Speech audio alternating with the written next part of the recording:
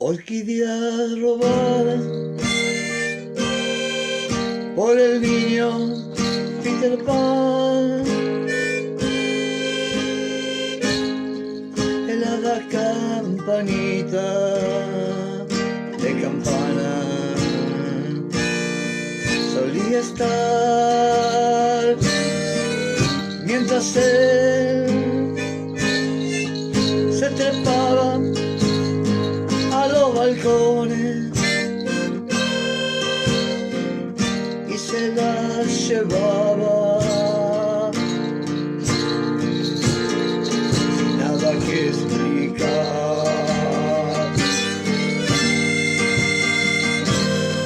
Orquídeas que se regalan como sinónimo de fertilidad, que no crece en cualquier lado, ni tampoco que será la orquídea guardia.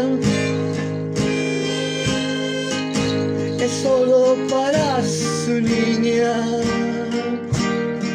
no del condado de Virginia.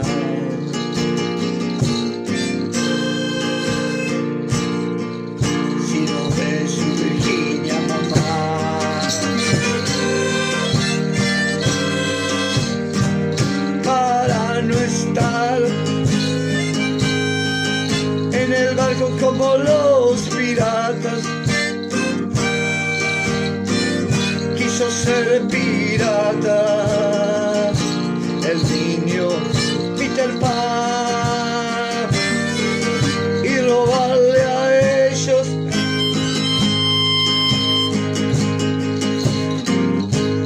todos sus tesoros,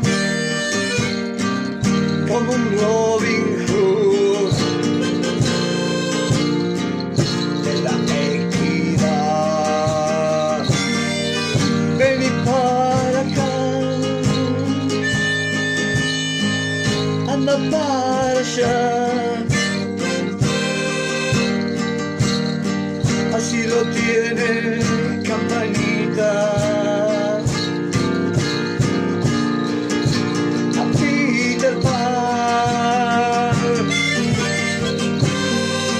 para camuflar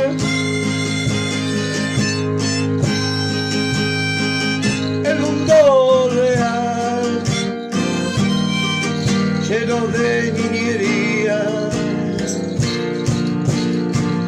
y poca maldad. Más de 3 décadas de esta historia que la memoria no puede olvidar.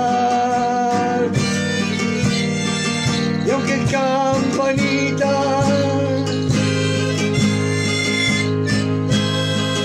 no le hagan de campana, él va a volar.